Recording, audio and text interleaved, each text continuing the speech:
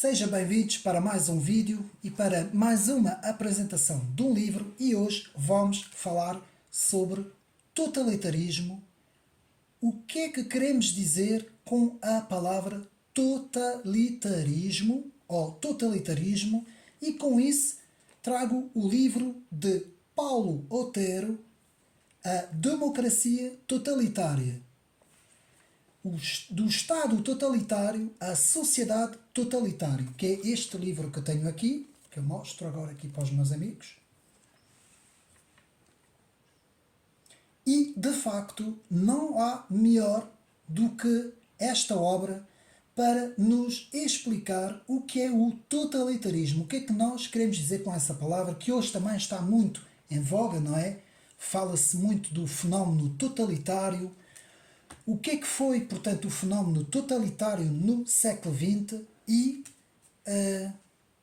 se de facto este fenómeno do totalitarismo, como é que ele existe no século XXI, se ele existe ou se ele pode vir a existir.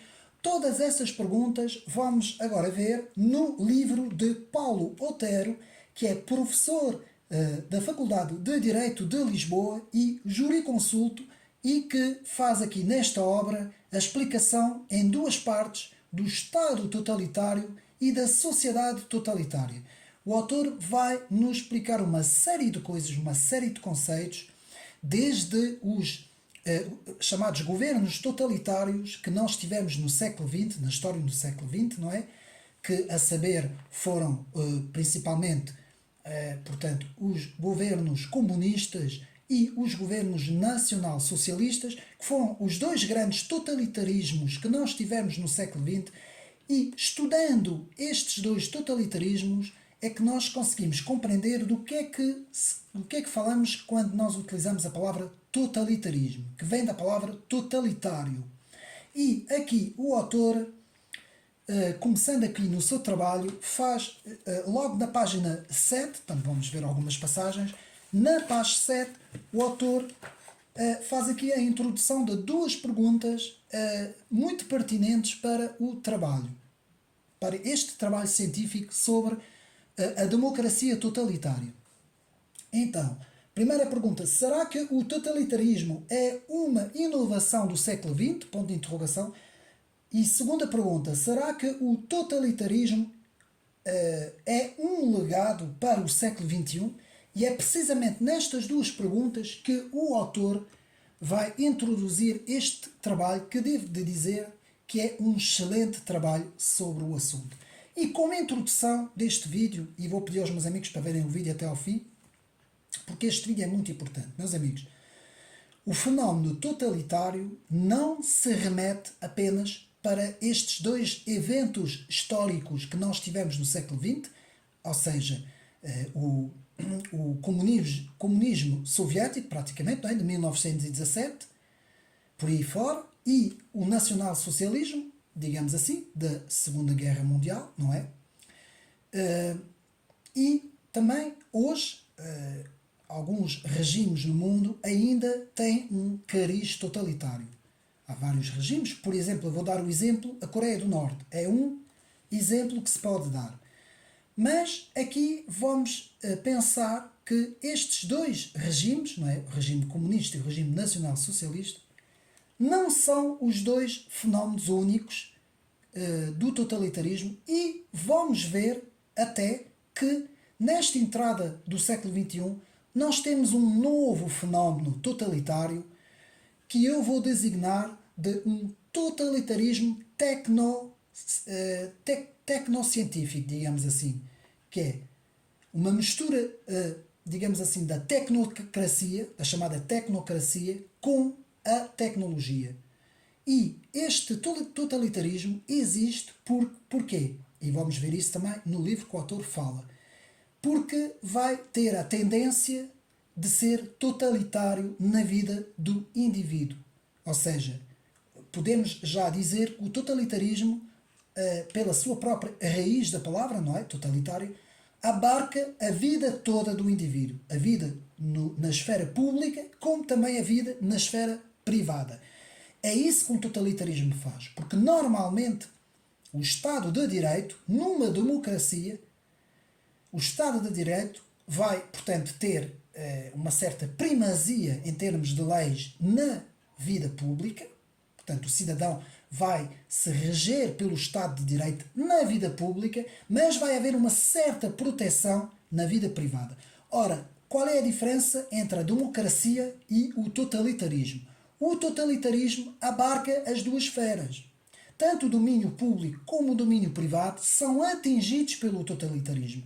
Ou seja, o totalitarismo vai ditar a vida na esfera pública, como também vai ditar a vida na vida privada. E é isso que é muito perigoso e que define, de facto, o que é que nós queremos dizer com o totalitarismo. E é isto que deve ser a nossa reflexão neste livro, aqui que nós vamos ver agora, pensar a importância do Estado de Direito, a importância da liberdade, principalmente no domínio privado. O indivíduo tem que ter plena liberdade no domínio privado. Eu faço questão de dizer isso antes de irmos ao livro, nesta introdução. Portanto, o indivíduo, seja ele quem for, no domínio privado, na esfera da vida privada, tem que ter uma liberdade absoluta. Isto não é liberalismo ideológico, isto é uma visão, e é por isso que o Estado de Direito nos protege. Ou seja, a minha visão política, filosófica, religiosa, cultural, social, deve ser protegida em termos de privacidade. Eu tenho que ter tudo isso protegido. Quando uma ideologia entra na esfera privada e obriga-me a entregar a minha esfera privada, digamos assim, ao domínio de um governo, este governo se torna totalitário, meus amigos, e é por isso que a esquerda política não gosta nem um bocadinho do privado, de tudo que seja privado, porque para eles o privado é uma esfera que eles não podem atingir. Por isso é que eles promovem a absolutização do domínio público e digamos assim, a nacionalização completa do domínio público para controlar a esfera privada do indivíduo. Ora, o totalitarismo é isso, é o controle total da esfera privada. É o governo que vai dizer o que eu tenho que pensar, o governo de Estado, nesse caso, porque o governo torna-se Estado e o Estado torna-se governo, e isto aqui está muito bem dito por Paulo Lutero no livro. Então, o que é que vai acontecer? O governo de Estado, ou o Estado-governo, vai controlar a minha vida privada, vai controlar a minha opinião política, a minha opinião filosófica, até a minha opinião religiosa, a minha opinião social e a minha opinião cultural. Tudo isso vai ser controlado por um Estado-governo ou um governo de Estado, e eu vou ser um indivíduo que vou ter que ser programado, digamos assim, por este governo de Estado ou Estado-governo. E isto vai acontecer. Isto aconteceu no comunismo e no nacionalsocialismo, mas agora no século XXI temos uma coisa muito mais perigosa ainda, que é as tecnologias. E as tecnologias podem estar ao serviço deste totalitarismo, podem vir a tornar-se completamente uma arma de ferramenta para o totalitarismo. Apenas foi o título de introdução, nós agora vamos então ver várias coisas. Eu não vou ler 2 ou 3 passagens, não vou ler muito, talvez 3 ou 4, não sei, porque é muita coisa, mas é assim, desde já devo-lhe dizer que este livro é importantíssimo. Ele está à venda, pelo menos na Almedina, ainda havia algumas edições, Almedina Lisboa, procurem nas livrarias, porque este livro é importantíssimo para nós sabermos o que é o totalitarismo.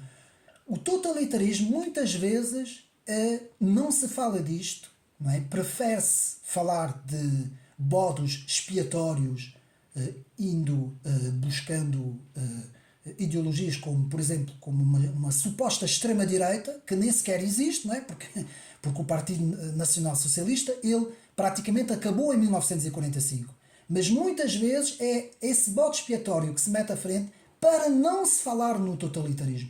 Porque o totalitarismo pode vir tanto da esquerda, como pode vir tanto da direita, como pode vir tanto do Estado-governo ou do governo de Estado, que é assim hoje que eu vou definir o objeto de estudo para nós compreendermos, como também pode vir de grandes empresas tecnológicas e de grandes financeiros que é este precisamente o perigo que nós corremos hoje, cujo as tecnologias são as ferramentas, meus amigos, para totalizar a sociedade.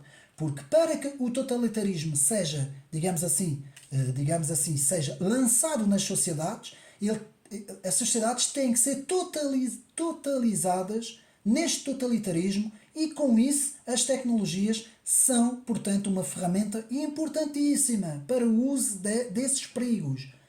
Porque as tecnologias podem, como eu digo, funcionar para o bom uso do homem, não é? Como também podem funcionar para o mau uso, não é?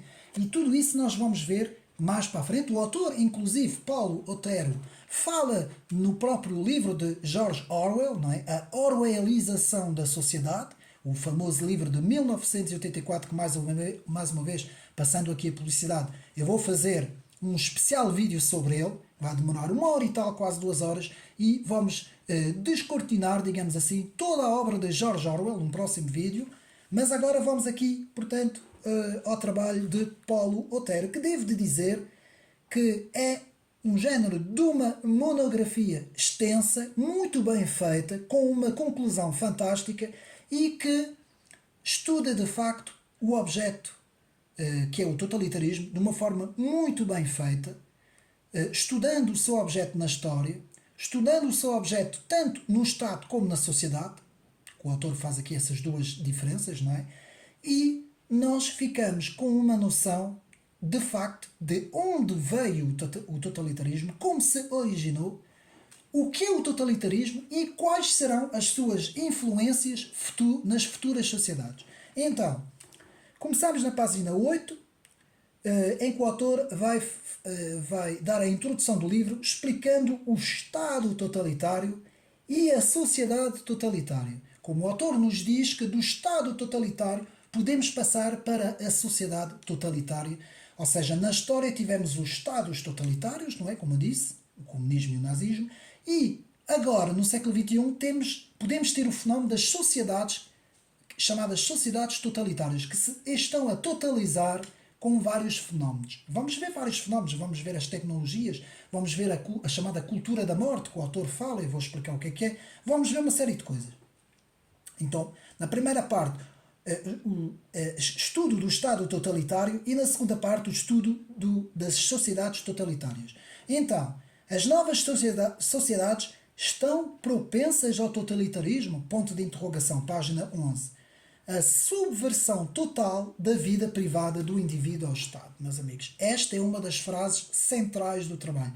Quase que podemos dizer que a ideia central do trabalho, a ICT, deste trabalho, podemos dizer que o totalitarismo é a subordinação total da vida privada do indivíduo ao Estado. E é exatamente esta frase que eu vou me referir aqui muitas vezes ao longo deste vídeo.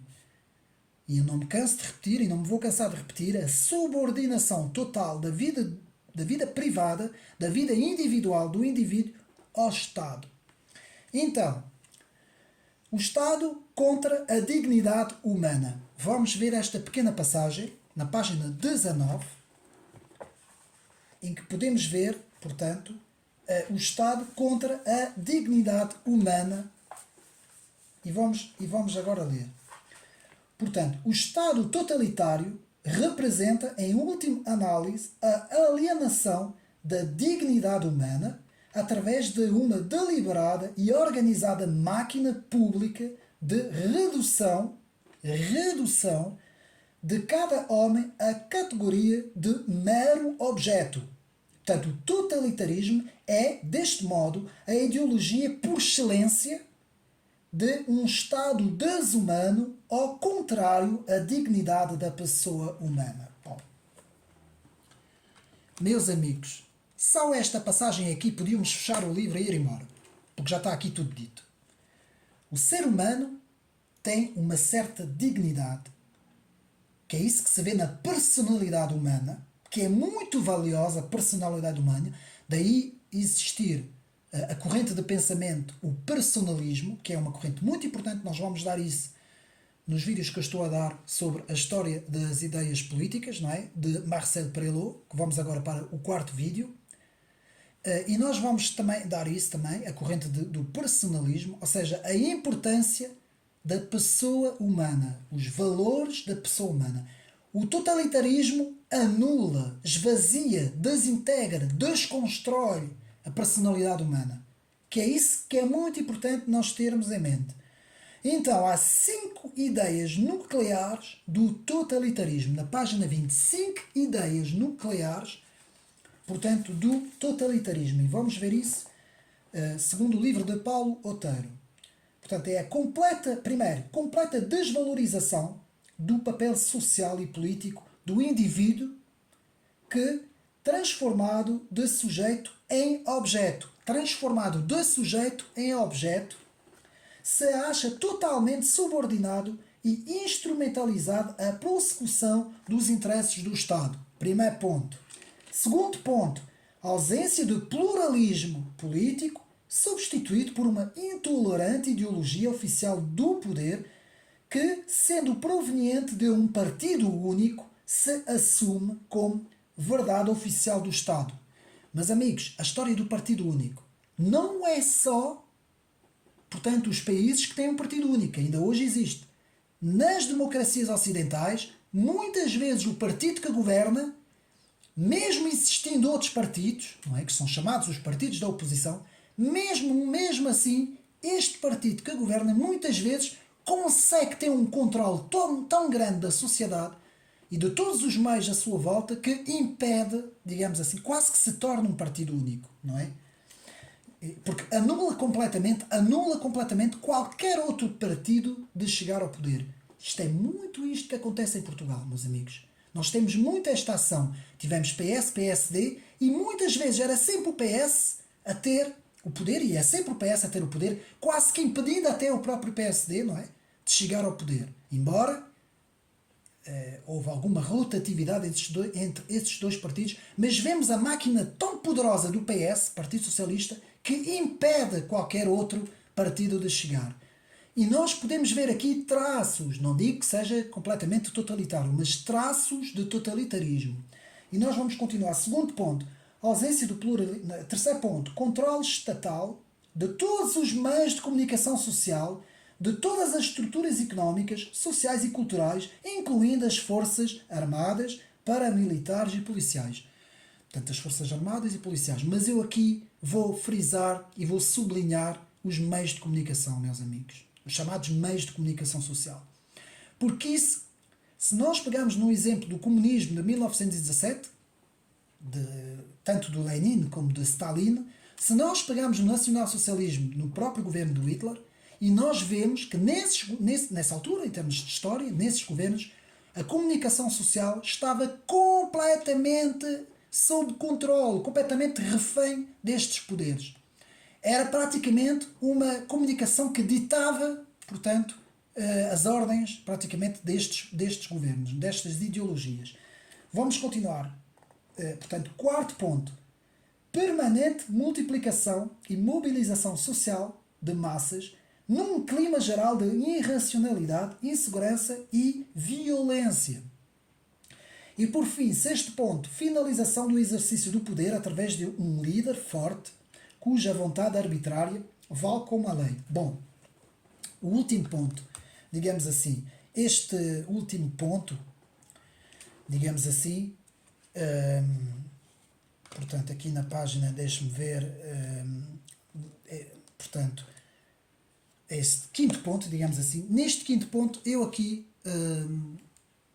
não é que não concordo com o autor fala num líder forte, mas eu creio que isto foi no passado.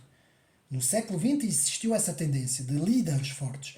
Eu creio que hoje nós estamos a ter o fenómeno de grupos de pessoas com uma grande influência, muitas vezes até são empresas transnacionais, muito poderosas, com pessoas, porque essas pessoas, em termos hoje, o que domina também é as questões económicas. Portanto, o domínio financeiro é muito importante. E nós, quando temos hoje pessoas muito poderosas em termos financeiros, não é? Vemos a importância que essas pessoas têm e elas não atuam sozinhas, porque um indivíduo sozinho não consegue nada. Nós vimos, por exemplo, nós pegamos no caso do Donald Trump, o antigo presidente americano, que é uma pessoa também com muito dinheiro, não é? Mas sozinho foi completamente anulado. Ou seja, um grupo normalmente forma uma elite financeira que usa meios tecnológicos. E esta elite são muita gente. E são muita gente com grandes e poderosas fortunas, não é? Que conseguem assim completamente dominar as sociedades.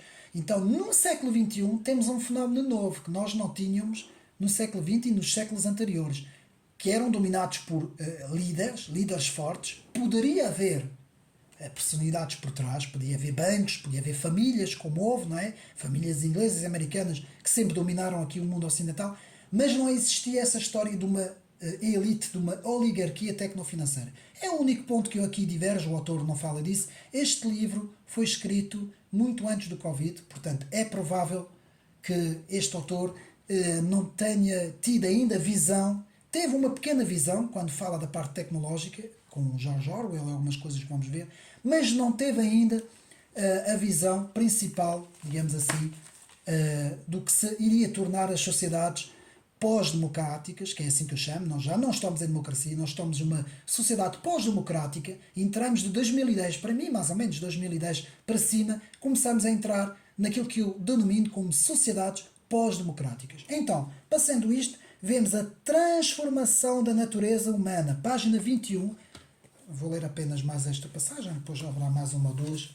Portanto, página 21, vemos a transformação, portanto, da natureza humana. E vamos ver. Num outro sentido, o totalitarismo, portanto, página 21, mais do que pretender revolucionar e transformar a sociedade e o mundo, visa a transformação da própria natureza humana. Isto é muito importante, meus amigos. Aqui está a chave do que se passa hoje e do que se passou no passado e que se passa hoje quando nós estamos, portanto, nós estamos em cima de um totalitarismo. Portanto, mais do que pretender revolucionar a natureza humana, portanto, subordinado e instrumentalizando o homem a fins e a interesses transpersonalistas. Nós vamos ver o que é que significa transpersonalismo, que este autor fala bastante vezes nesta palavra. E a vida e a ação de cada homem pertence ao Estado. Isso chama-se transpersonalismo. Vou repetir. A vida e a ação de cada homem pertence ao Estado, já não pertence a ele próprio, podendo-se dizer que o indivíduo desaparece apagando-se diante da coletividade protagonizada pelo Estado. Isto foi o regime comunista, isto foi praticamente o regime nacional-socialista. Portanto, esses regimes é isso que fizeram. Portanto, desintegraram a personalidade individual do homem e integraram o homem totalmente no Estado. Aliás, esta ideia é uma ideia já muito comum, por exemplo, em Jean-Jacques Rousseau. Mas nós vamos ver aqui 5 grandes autores, digamos assim, que viveram, 5 grandes personalidades na história que viveram e que, segundo Paulo Otero, estarão na origem do totalitarismo. Então, vamos continuando. Na página 22, a expressão o carneiro embrutecido, que eu também concordo muito com esta expressão. Muitas vezes vemos as populações como se fossem carneirinhos, não é? Carneirinhos embrutecidos. E vemos na página 23 o totalitarismo como sendo anti-Estado de Direito, meus amigos. O que é mais importante numa sociedade é o Estado de Direito. Para uma democracia funcionar plenamente, o Estado de Direito deve ser forte, poderoso. Ou seja, devemos ter um meio executivo, um meio legislativo, um meio executivo e o meio judicial devem ser independentes, devem trabalhar cada um de forma autónoma e devem ser fortes. Portanto, principalmente o legislativo e o judicial. O executivo deve ter menos força. Nós vamos ver o porquê que num Estado totalitário praticamente o executivo, digamos assim, engole os outros dois poderes. Na famosa tripartição dos poderes de Montesquieu, não é? Nós podemos, no espírito das leis, L'Esprit des Lois, o livro L'Esprit des Lois, nós podemos ver como o executivo engole o legislativo e o judicial. Isso é o que acontece num totalitarismo. E nós vamos então continuar. Portanto, a despersonalização do homem. Lá está. Ou a transpersonalização. Página 24. Ou seja, a personalidade do indivíduo passa a estar no Estado. É o Estado que comanda a personalidade do indivíduo.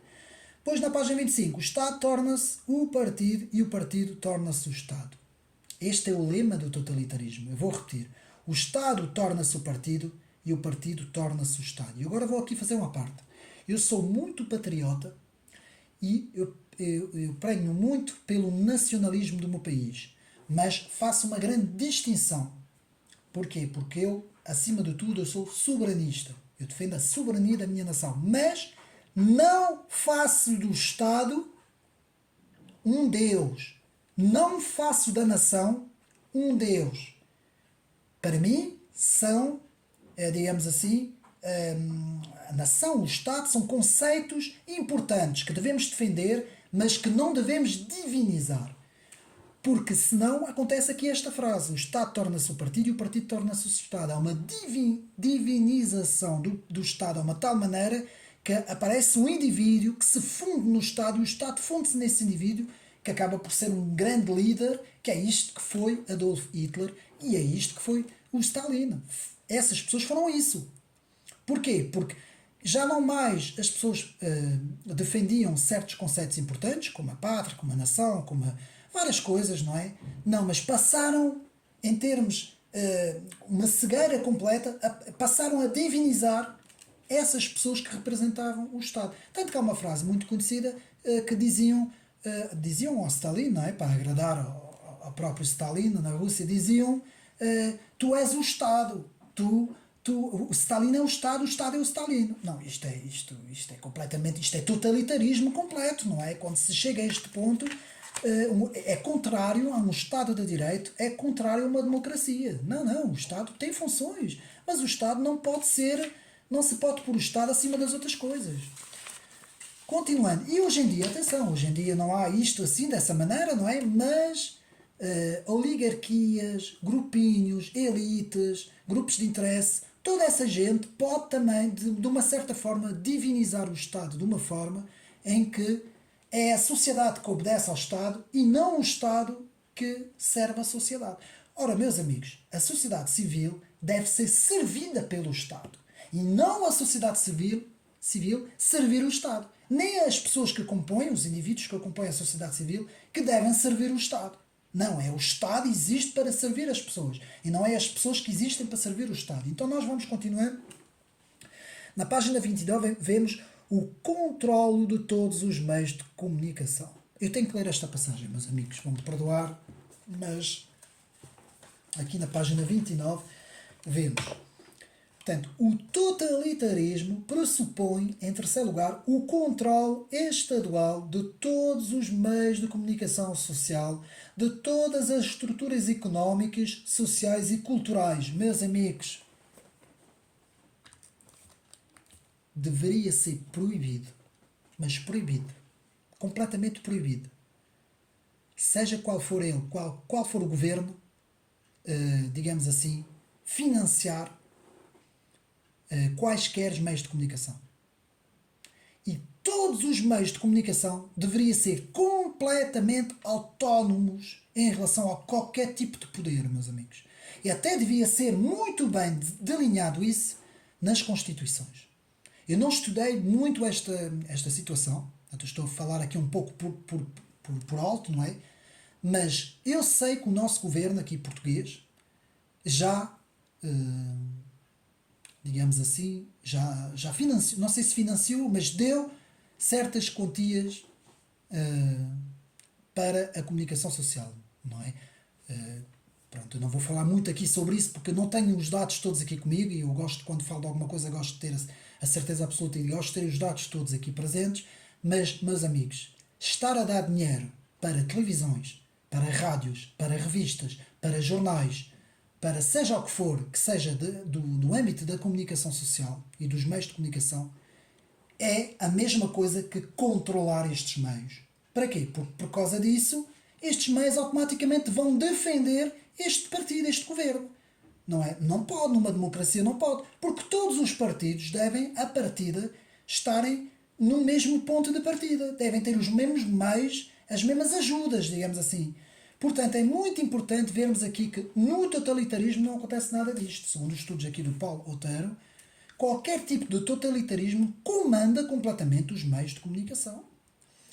Outro exemplo que nós podemos retirar é: façam um estudo sobre países como a Coreia do Norte, como a China, de certa forma a Rússia também, atenção. Façam estudos sobre isso e vejam os meios de comunicação destes países, meios de comunicação oficiais destes países, para quem estes meios de comunicação praticamente trabalham, não é? Nós sabemos, não é, para quem que esses meios de comunicação trabalham, não é? Então, continuando.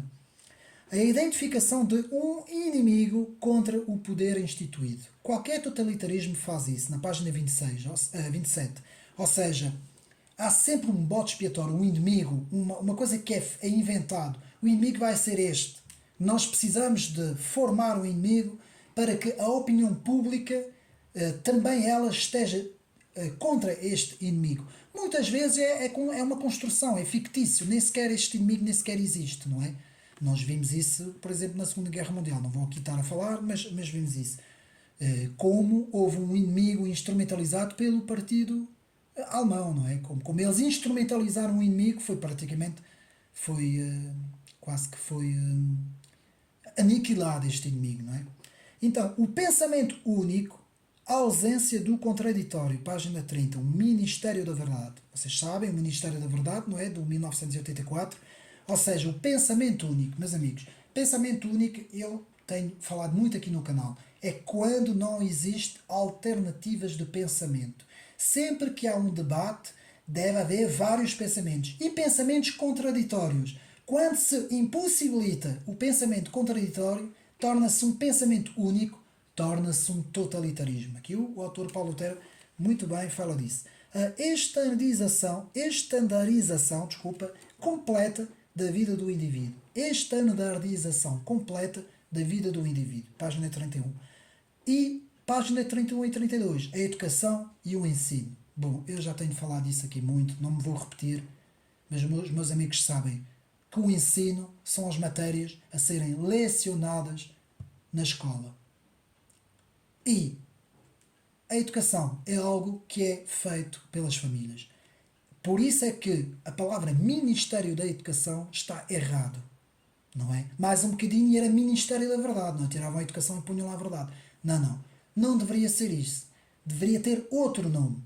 Devia ser Organização do Ensino, algo assim que se vocacionasse para as matérias curriculares, ou seja, aprender a ler, contar e escrever no básico, desenvolver depois no secundário e depois a especialização, digamos assim, no ensino universitário. É para isso que o ensino serve, que as matérias curriculares devem ser ensinadas. A educação é outro sentido. A educação diz respeito a princípios e valores que devem ser a escolha das famílias. Agora, continuando. A construção de um homem novo numa revolução permanente. Página 35, vou repetir.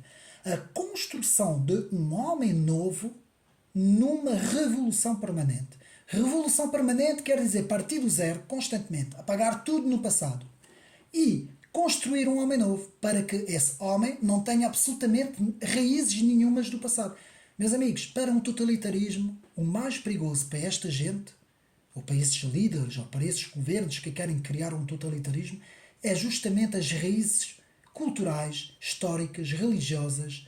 Todas essas raízes é um problema muito grande para o totalitarismo, porque isto confere ferramentas que vão criar uma resistência a esses totalitarismos, não é? Depois o autor nos fala nos 4 cavaleiros do totalitarismo. Vou repetir, os 4 cavaleiros do totalitarismo, página 66. Muito interessante porque o autor vai falar aqui em 4 autores. Vou tentar fazer isso por ordem cronológica. Não é isso que o autor faz, mas eu vou aqui fazer. Platão,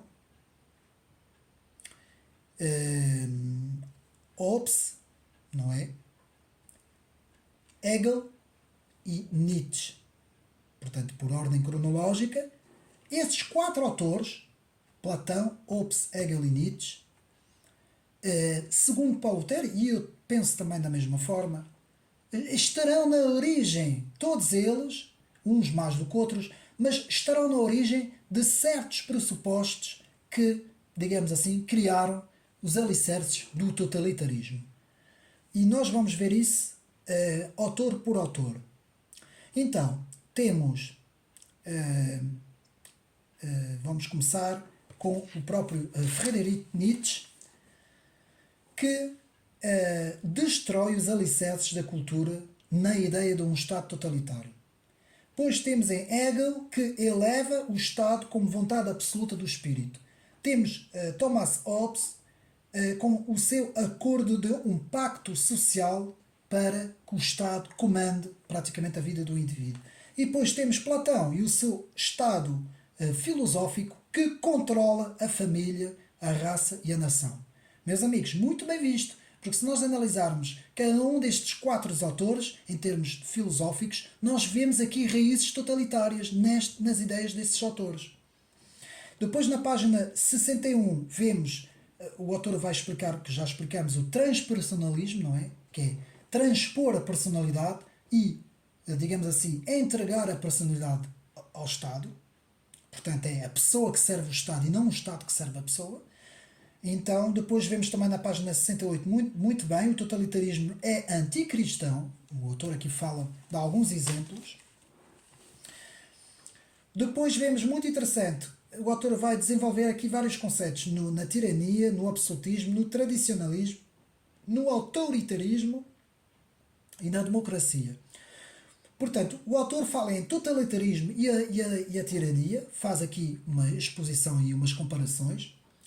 Depois o autor passa para o totalitarismo e o absolutismo pré-revolucionário. Portanto, o autor também aqui nos faz portanto, uma exposição e umas comparações. Depois o autor nos fala no totalitarismo e no tradicionalismo e contra-revolução, também uma exposição e umas comparações. Depois temos aqui o totalitarismo e a democracia, também uma exposição e umas comparações. Muito bem feito aqui por este autor. Portanto, ficamos aqui com uma visão em termos das várias correntes de pensamento sobre o totalitarismo, não é? Se de facto o totalitarismo pode ser comparado à tirania, se pode ser comparado ao absolutismo, se pode ser comparado ao tradicionalismo, se pode ser comparado ao autoritarismo contra-revolucionário, ou se pode ser comparado ao tradicionalismo contra-revolucionário, se pode ser comparado ao autoritarismo, ou se pode ser comparado à democracia. Muito bem aqui, portanto, pelo autor. Depois vemos um homem novo no totalitarismo.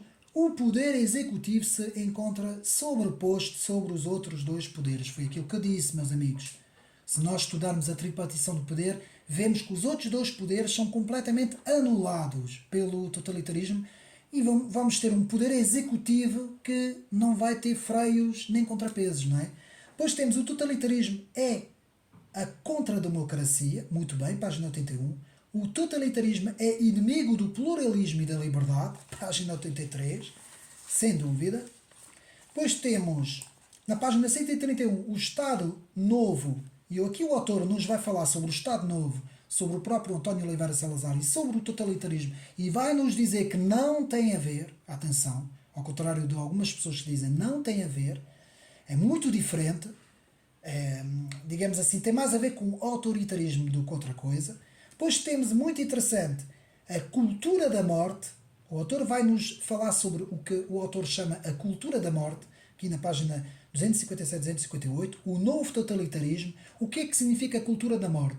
Muitas vezes, quando nós vemos a despenalização da gravidez, por exemplo, as situações como a eutanásia, como os embriões, não é? Como tudo isso que nós temos visto, portanto, toda esta cultura acaba por ser uma cultura da morte. O autor fala disso, de uma cultura da morte, porque é uma cultura que não pregna pela vida, mas sim pela morte, não é? Ou seja, não há aqui defesa da vida. Não há, e esta cultura da morte foi de tal maneira tão banalizada na sociedade, tão incutida nas sociedades, que hoje acaba por ser uma coisa normal, não é? Hoje, muitas vezes, olha-se para as pessoas mais velhas e se acha que essas pessoas estão a mais. Epá, já estão velhos, estão aqui mais. Não deveria ser assim, antes pelo contrário. Nas culturas tradicionais, quanto mais idoso o homem é, mais ele é protegido, valorizado, ajudado, tratado. Portanto, há uma grande diferença. E hoje estas culturas pós-modernas é mesmo a desvalorização, e não é só do homem idoso, é também do homem em si. Há uma desvalorização muito grande do ser humano. Não é? O ser humano acaba, nestas sociedades pós-modernas, com estas visões ultra-esquerdistas, o ser humano acaba por ser um verbo que está em cima da terra, que está a mais em cima da terra. Não é? Nós temos grupos ultra-esquerdistas que dizem que o cancro do mundo é o homem, não é? Eles próprios dizem, eles, na boca deles, eles dizem. Portanto, a cultura totalitária, página 262, 263, depois temos o intervencionismo estatal, se transforma num totalitarismo social de Estado, página 165. E vemos a ditadura científica. Meus amigos, eu vou ler aqui essas pequenas partes porque eu achei importantíssimo muito a imagem da sociedade orwelliana, de George Orwell, não é? De 1984. E vamos então ler aqui, para mim, o que eu acho uma das coisas mais importantes, a ditadura científica. E podemos ver. Portanto, a progressiva interdependência entre a ciência e a técnica, apoderando-se de todas as principais esferas da sociedade, desde os sistemas escolares, desde a saúde até a própria família, impõe ao indivíduo uma determinada forma de vida, substituindo as anteriores formas de legitimização, sim, tradicional e de dominação. Ou seja, o que é que o autor aqui nos diz? O autor aqui nos explica que estas novas formas da ciência e da técnica se tornaram tão poderosas que elas abarcam esses domínios da vida e principalmente na vida privada do ser humano. E, continuando, portanto, sempre aqui lendo o livro de Paulo Lutero, não é? Na página ao lado, na página 179, vemos a Sociedade Científica Totalitária. E vamos ler. Portanto, vamos ver. Trata-se de um modelo de sociedade tecnocrática que, envolvendo uma autocoisificação dos homens sobre a categoria da ação racional dirigida a fins e do comportamento adaptativo, revela, no entanto, uma subtil forma de exercício de coação manipulatórias à dominação através de um modelo normativo típico de um Estado autoritário, assumindo e substituindo nas sociedades desenvolvidas por mecanismos de controle do comportamento por meio de estímulos externos que, deste modo, determinam formas de dominação calculada desde o consumo até ao comportamento eleitoral. Vejam bem. Que é isso que está a acontecer nas nossas sociedades. E agora vemos, o progresso técnico-científico corre o risco de se tornar, em boa verdade, instrumento implementador de uma sociedade totalitária. Progresso tecnocientífico. É que urge sublinhar, não se trata apenas de manipulação do comportamento mediante, portanto, o condicionalismo da liberdade. Portanto, e depois, por fim, o totalitarismo tecnológico, que é na página a seguir, 180, eu achei muito importante essas três passagens. Portanto, numa tal hipótese, verificando-se que a aliança entre o progresso técnico-científico no campo da genética e a tentativa de redefinição de comportamentos humanos, o totalitarismo estará instalado num cenário de completa destruturação do ser humano. Destruturação do ser humano. E na mais feroz ditadura até hoje conhecida. A ditadura da técnica e da ciência. Vou repetir.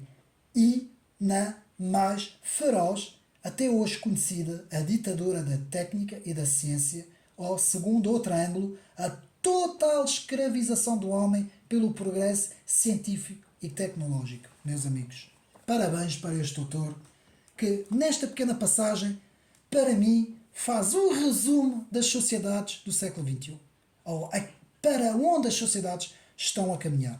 E, meus amigos, a tecnologia tem que estar ao serviço do homem, não é o homem que tem que estar ao serviço da tecnologia. Há pouco tempo nós vimos, até os vídeos estão no YouTube, podem ir ver, que houve penso que tenha sido uma nova fabricação de um robô, muita imagem do homem, aliás até era de uma mulher, não é? E era feita uma certa pergunta, e a resposta deste robô era, a pergunta que era feita ao robô era, você disse que planeava a destruição do homem? E o robô diz exatamente isso. Sim, eu planejo a destruição do homem. Depois vieram dizer que ele tinha sido programado para dizer aquilo. Houve umas polémicas. E houve também outra polémica de um CEO importantíssimo que saiu da Google, não é? Como sabemos, porque teria dito que as investigações sobre a inteligência artificial estavam a avançar de uma tal forma que estavam-se a tornar tão perigosas que essa pessoa demitiu-se, não é? Pelo menos os meus amigos podem pesquisar e investigar tudo isso. E agora há pouco tempo o tal manifesto em que o próprio Elon Musk participou, se bem que o Elon Musk que dá uma na ferradura e uma no cravo, como eu costumo dizer, eu não confio muito, mas ele também assinou este tal manifesto de que tinha que se suspender durante um tempo todas as investigações sobre a inteligência artificial, porque isto já estava a sair fora do controle do homem. E, meus amigos, isto pode acontecer. Isto não é ficção científica. Eu acho que há até um programa cujo nome é o mesmo nome que o Exterminador, que é a Skynet. Acho que até meteram o mesmo nome, vejam bem. Quer dizer, isto é mesmo uma coisa de malucos, não é? Quer dizer, o homem é que deve, digamos assim, controlar a tecnologia deve estar ao serviço do homem. Não é o homem que vai estar ao serviço da tecnologia. Porque senão qualquer dia temos uma inteligência artificial tão avançada que ela própria consegue dominar completamente todos os padrões tecnológicos criados pelo homem. E isto pode se tornar muito perigoso, pode ser um autêntico totalitarismo tecnológico. Isto é tudo uns apartes, não é? Não está absolutamente aqui nada no livro, mas, meus amigos, temos que pensar seriamente, e esta é sempre a mesma frase que devemos fazer. Eu vou aqui dar uma dica aos meus amigos, que é o seguinte: é sempre a situação, seja ela qual for, que tem que estar ao serviço do homem, e nunca o homem ao serviço da situação. Eu vou dar exemplos. A política tem que estar ao serviço do homem, não é o homem ao serviço da política. O Estado tem que estar ao serviço do homem, não o homem ao serviço do Estado. A tecnologia tem que estar ao serviço do homem, não o homem, portanto, ao serviço da tecnologia. Qualquer corrente, seja ela até dessa extrema-esquerda, essas correntes de justiça sociais, não é? Críticas sociais, tudo isso, todas essas correntes, para defender minorias, sim senhor, mas nunca o homem escravizado a essas correntes. Essas correntes devem sempre estar ao serviço do homem. Tudo deve estar ao serviço do homem. O homem aqui, como generalização, significa todos nós. Não é ninguém, não é nenhum líder, não é nenhuma oligarquia, não é nenhum grupo, não é nenhuma elite. É todos os seres humanos têm a mesma dignidade, os mesmos direitos, os mesmos deveres, o mesmo valor. E tudo deve estar para o serviço do bem-estar do homem. Não o homem escravizado ao serviço, portanto, das situações, como eu estou aqui e muito bem aqui a referir sobre isso. E então, depois, depois nós estávamos aonde, que eu perdi-me agora um bocadinho, no 179, sim senhor. Vamos ver a destruturação tecnológica do homem. Portanto, vamos ver se eu já li ou não. Não, já li, sim senhor. Agora vamos ver a sociedade orwelliana, segundo Paulo Otero.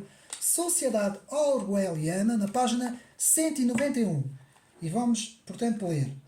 Verifica-se que considerações de segurança e de interesse público justificam cada vez mais o recurso indiscriminado a novas tecnologias de captação da imagem, a utilização de câmaras de filmar em bancos, escolas, repartições públicas, supermercados, estações de metropolitano ou de comboios, aeroportos, restaurantes, discotecas, condomínios privados, no interior de residências particulares e mesmo em certas ruas, mostra o desenvolvimento e a difusão de uma cultura de vigilância que faz de todos nós suspeitos. Meus amigos, eu já tenho falado disso também. esta tal cultura de vigilância, não é? Em que todas as tecnologias estão a vigiar as pessoas, exatamente isso que se passa lá no Oriente, naquele país que vocês sabem. Que é isso que, e há lá vários países, não é? Coreia do Norte também, por exemplo.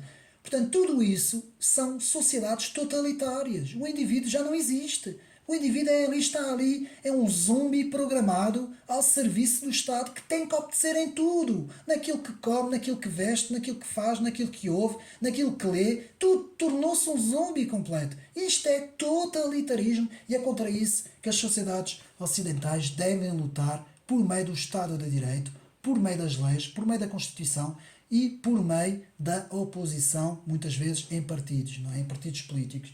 Portanto, muito bem aqui, portanto, esta sociedade orwelliana, sociedade todos vigiados. Depois, na página 198, nós vamos ler o grande Big Brother is watching you, não é? A famosa frase que nós conhecemos, não é? Depois, na página 191, muito interessante, o autor fala da cultura da imagem, como a imagem tem um impacto nas pessoas, e podemos ver isso pela televisão.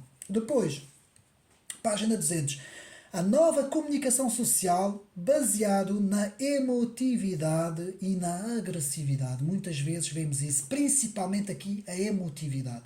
Como a emoção, o fator emotivo, entra por dentro das casas pelas televisões, meus amigos. E muitas vezes as pessoas acabam por raciocinar em termos emotivos e não em termos racionais, não é?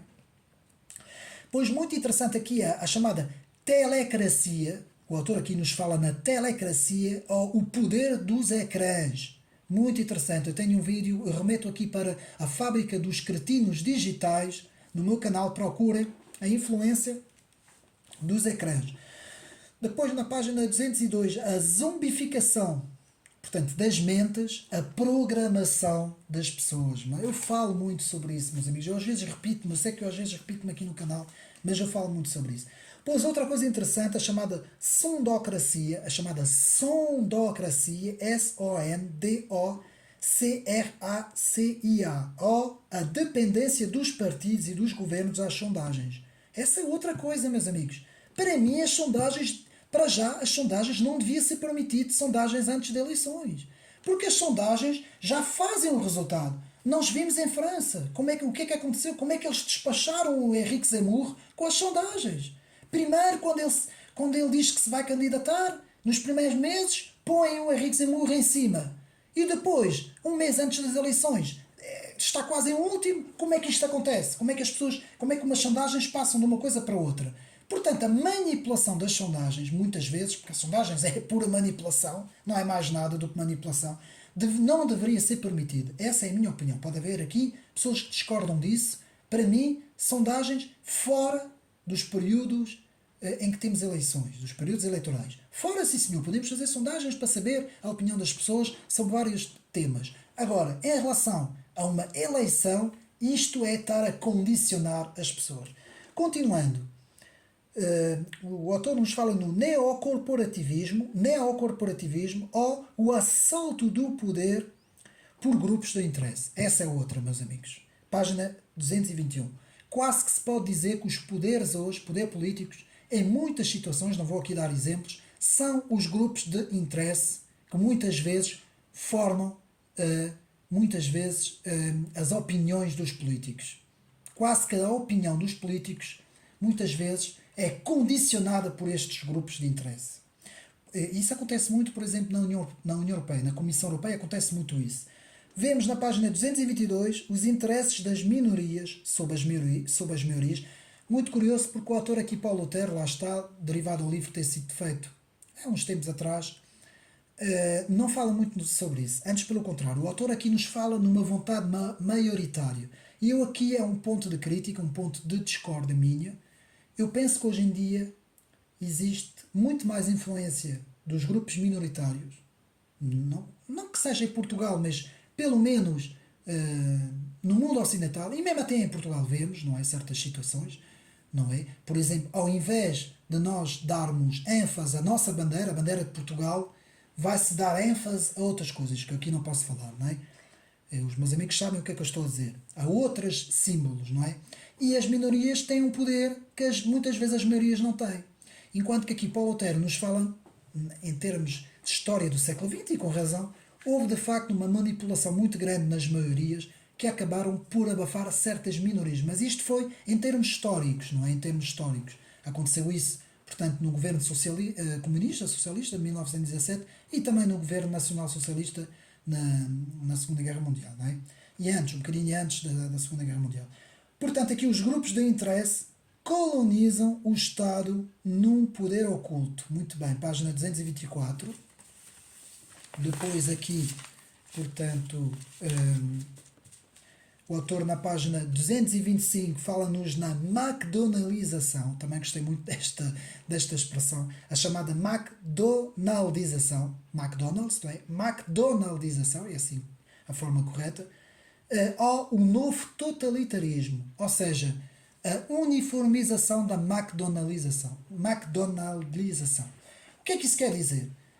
Hoje, por exemplo, vamos conversar com um jovem de 17, 16, 16 anos. Este jovem, portanto, não tem mal nenhum ir ao McDonald's, não é? Pode ir ao McDonald's. Não é? Isto aqui não vamos criticar o jovem de ir ao McDonald's. Mas este jovem, se nós formos, e principalmente nos outros países, Portugal já começa a ser assim, mas principalmente, por exemplo, em França, este jovem já não tem, digamos assim, como é que se pode dizer? Já não consegue ter,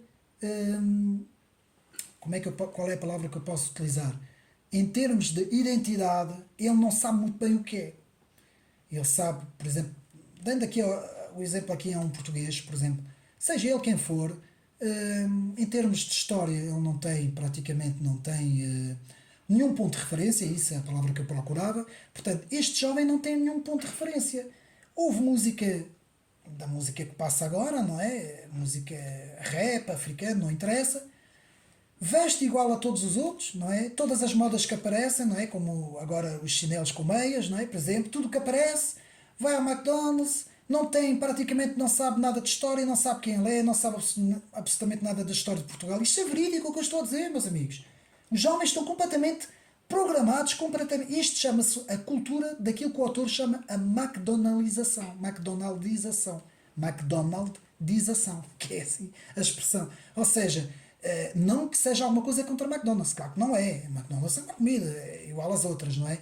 Mas é uma forma de ser igual em todas as partes. E uma das estratégias do globalismo, da ideologia globalista, não é da globalização económica, que é uma coisa boa, já tenho explicado isso, é da ideologia globalista, é uniformizar todas as culturas e todos os padrões culturais e sociais. Porquê? Porque isto é uma forma e por isso é preciso partir ao meio tudo o que seja as raízes históricas, culturais, de história, de identidade, muito religiosas, atenção, partindo, portanto, dos alicerces religiosos de uma civilização, consegue-se chegar aí, não é? A ter essa uniformização, por exemplo, o escritor Alexandre Delval também fala no MC World, não é? Também é um pouco igual, o MC Macworld, não é? A McDonaldização, digamos assim, do mundo. Ou seja, é as pessoas já não terem identidades próprias, principalmente identidades históricas e culturais. Isto tudo está a desaparecer, meus amigos. Está muito, muito bem aqui na página. O autor nos fala nesse totalitarismo tecnocrático global. Depois temos o Estado torna-se vulnerável por novos grupos de interesse e novas estruturas elitistas e globalistas, que é o que está a acontecer. E agora é muito curioso, porque no século XX nós tivemos as ditaduras, estavam representadas pelos Estados. Os Estados, não é? Que eram Estados totalitários. E hoje dá-se um fenómeno novo, que são as entidades privadas, as grandes entidades financeiras privadas, os grandes grupos económicos transnacionais, que praticamente capturam os Estados, ou seja, tudo aquilo que os grandes liberais defenderam, não é? O mínimo Estado possível, digamos assim, para poder ter uma liberdade económica muito grande. Isso fez com que o Estado fosse completamente reduzido e deu poder a grandes oligarquias financeiras que, muito bem dito, como o professor Olavo de Carvalho fala muito bem, esses metacapitalistas anularam completamente o capitalismo que poderia dar, portanto, oportunidade a qualquer um. Só eles mesmo, depois de fazerem as grandes fortunas, o que é que eles fizeram? Metacapitalizaram-se, pegaram nas estruturas dos Estados e capturaram os Estados para que obedecessem aos seus poderes. Que é exatamente isso que nós tivemos. Tivemos, no século XX, os Estados totalitários, não é? Pelas ditaduras. Depois tivemos o liberalismo, que veio reduzir o Estado no mínimo. E depois, esse liberalismo, sem os liberais quererem, ou sem estarem conscientes, porque eles não estavam conscientes quando fizeram isso. Todas as escolas dos liberais, principalmente na primeira e segunda metade do século XX, eles não estavam conscientes, não é? L'École de Montpellier, por exemplo, Montpellier, a escola austríaca, todos esses liberais, Hayek, por aí fora, Milton, todos eles não estavam, não tinham ciente que isto ia acontecer. Ou seja, ao reduzir o Estado, o poder do Estado, criaram os alicerces para criar superestruturas, digamos assim, transnacionais, elites transnacionais que capturaram os Estados, ou o que restava dos Estados, e hoje é o que acontece. E a União Europeia é o claro exemplo disto. São as megaestruturas que comandam a União Europeia. Nós temos a BlackRock, a Vanguard, que elas ditam praticamente as políticas. Se nós tivermos a lei das reformas em França, não é? Pelo Macron, não é? Tudo isso vem desses grupos oligarcas, não é? Esses grupos tecnológicos, não é? E económicos que dominam. Portanto, é um bocadinho isso, ou seja, é o paradoxo da história, não é? Primeiro aparecem os Estados como ditaduras e totalitarismos, depois há os liberais muito bem que chegam e que reduzem os Estados aos Estados mínimos, e depois, ao mesmo tempo, dá-se o paradoxo que isto vai criar mega estruturas, digamos assim, que vão, elas próprias, capturar os Estados, não é? Então, muito bem aqui. Portanto, isto foi uma parte, também não está aqui no livro, mas foi uma parte. Depois temos aqui o exemplo, em 2020, como as democracias ficaram todas elas sujeitas a uma nova, digamos assim, eu não posso aqui falar sobre, a gente tem que ter cuidado com as palavras, portanto, mas há um novo totalitarismo tecnológico, não é? Ao ponto de controlar as sociedades e de conseguir, em termos económicos, fechar as sociedades. Ora, que não é qualquer situação que fez isso. Nem a Segunda Guerra Mundial fez isso, com a destruição que houve, meus amigos. Aquilo que se passou em 2020 e 2021, que praticamente o mundo parou, o mundo, não é? Quase podemos dizer, nem na Segunda Guerra Mundial isso aconteceu. Ou seja, como por meio de grandes instâncias transnacionais, globais, digamos assim, conseguiram, digamos assim, fazer ao mesmo tempo, quase ao mesmo tempo, não é? Conseguiram fazer que ou quase todas as nações obedecessem a esta nova implantação, não é? Usando com isso o pretexto de uma doença, claro, não é? Mas, meus amigos, pode haver outras coisas, pode não ser doenças, pode haver outros fatores que sejam usados. Fatores económicos, fatores ambientais, fatores sobrepopulacionais. Muita coisa pode acontecer daqui para a frente agora. Nós abrimos uma caixa de Pandora em relação também às novas tecnologias, em que, como eu costumo dizer, são as populações que estão ao serviço das tecnologias e dos grupos, desses grupos oligárquicos, não é? Transnacionais, não é? Ao invés de ser eles a estarem ao serviço das populações, não, são as populações que estão ao serviço deles. Então, podemos ver aqui o resumo, a ideia central do livro, na página 274, vemos, para mim, o Estado totalitário deu lugar à sociedade totalitária, e eu aqui, para mim, é a ideia principal do livro, que eu vou aqui novamente dizer, mais ou menos, novamente aqui, dizer, antes de chegarmos à conclusão,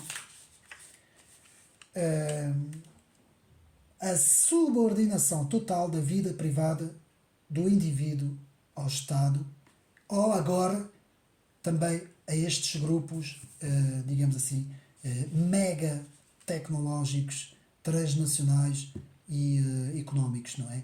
Portanto, que acabam por ser eles a controlar o Estado e os indivíduos, portanto, completamente subordinados a estes Estados. Esta para mim é uma das ideias centrais do livro. E vamos agora ver rapidamente o resumo. O que é que podemos dizer do livro? Bom, meus amigos,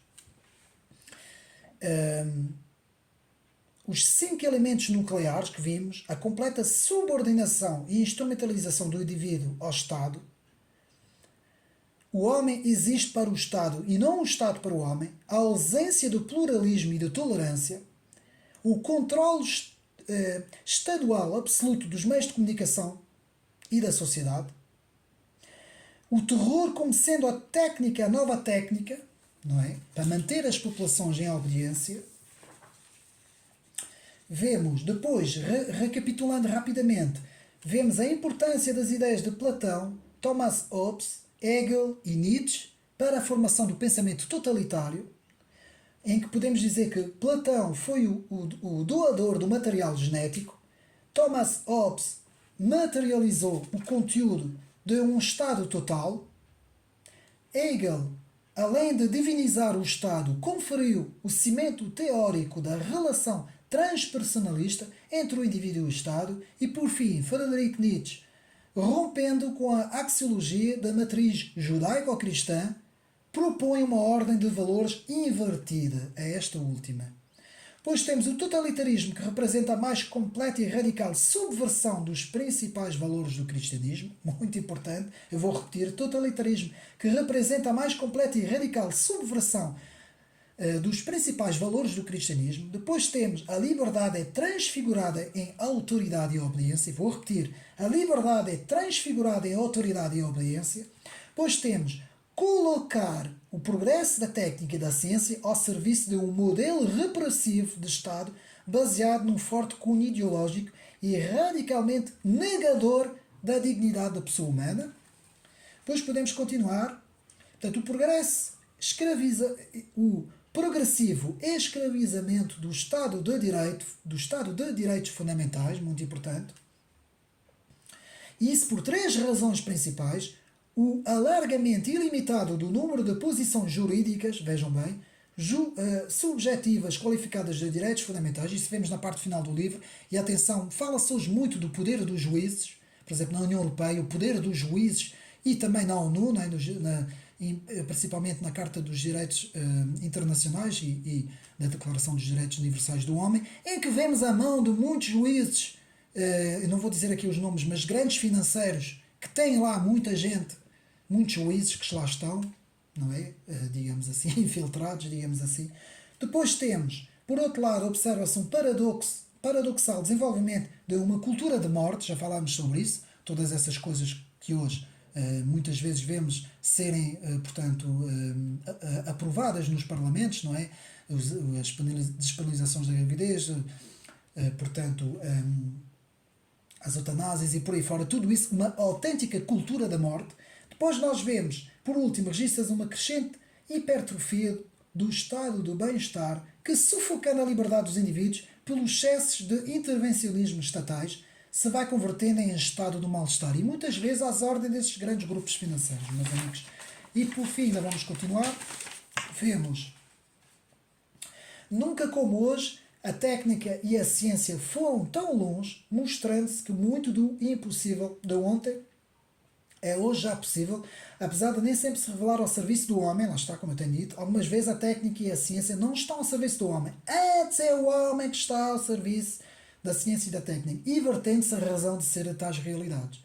E depois a progressiva implementação de um modelo orwelliano da sociedade, de vigilância total, além da centralidade da sociedade da informação e do inerente império nas redes de comunicação, especialmente da televisão e da internet, ilustram o perigo da degeneração do progresso tecnocientífico.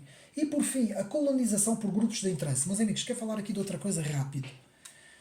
Fala-se muito agora de novas tecnologias da inteligência artificial que conseguem fazer com que, por exemplo, vou dar um exemplo, pegam em mim, pegam na minha imagem, como ela está, exatamente em tempo real, e conseguem criar um vídeo e conseguem me fazer dizer coisas, por exemplo, completamente opostas àquilo que eu digo.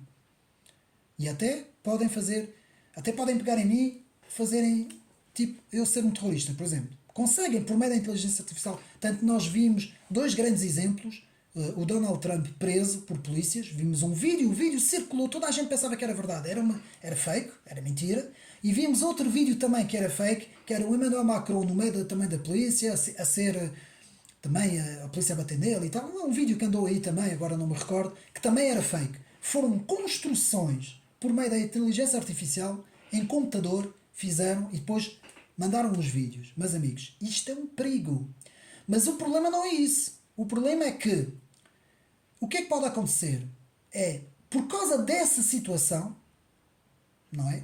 Podem chegar a um consenso, os grandes poderes governamentais, falando com as entidades, que são, nesse caso, são as empresas tecnológicas do numérico, não é? Que criaram as plataformas, não é? E o que é que podem fazer? Podem obrigar, não, agora por causa disso, ninguém pode agora falar. Vamos proibir completamente a livre expressão nas plataformas da internet. Por causa de uma coisa, ou por causa de uns pagam outros. Isto é perfeitamente possível acontecer no futuro, meus amigos. E não me admirava nada que isso fosse a acontecer. Porque é muito fácil, com base numa coisa, criar outra coisa. Pegar num pretexto para então se estabelecer novas regras. E é muitas vezes assim que estas elites tecnocratas, tecnofinanceiras avançam. É com esses exemplos que eles avançam. Não é? E nós temos que refletir muito sobre essas coisas, estudar muito essas coisas, denunciar essas fakes, essas coisas que acontecem. Se alguém vir na internet essa situação, aqui em Portugal não sei se isto já acontece muito ou não, mas se alguém vir isso, tem que logo denunciar isso, não é? Porque isto não pode acontecer, e lutar pela nossa liberdade de expressão também, porque isso é um bem precioso, a liberdade de expressão. Quero acabar também por dar relevo ao Estado de Direito, às leis, a Constituição, todas essas coisas, que são coisas que foram feitas, são coisas boas. Atenção, a tecnologia também é uma coisa boa. Meus amigos, a tecnologia é a melhor coisa que existe se for ao serviço do homem, se for feito para ajudar as pessoas. Neste momento, o YouTube é a melhor coisa que existe, porque nós podemos fazer os nossos vídeos, certo? Portanto, as tecnologias são boas. O problema é como elas podem ser usadas. É aparecer um grupo, uma elite, um grupo financeiro, um governo, um líder, seja quem for, que pegue nas tecnologias e que as use para, digamos assim, controlar as pessoas. Isto é o totalitarismo. É isso que George Orwell nos avisou no seu 1984. É isso, mais ou menos, que Aldous Huxley também, no seu Admirável Mundo Novo, também falou sobre, mas era uma coisa mais soft, era um totalitarismo mais soft, era uma programação, digamos assim, desde o nascimento do bebê até a pessoa morrer, né? Portanto, que era mesmo isso que esses autores nos avisaram para que possamos fazer uma reflexão sobre todas essas coisas. Então temos que defender a liberdade, o Estado de Direito, as leis, a Constituição, o bom senso, sempre todas as situações que possam estar ao serviço dos seres humanos, para o bem, sempre.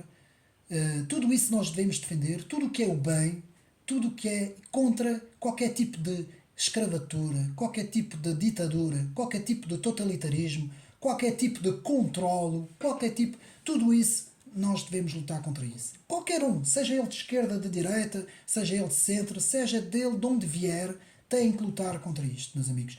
E este livro é um autêntico manual contra o totalitarismo, pelo menos explicando de forma correta o que são os Estados totalitários e o que se podem tornar sociedades totalitárias. Parabéns para este autor, Paulo Otero.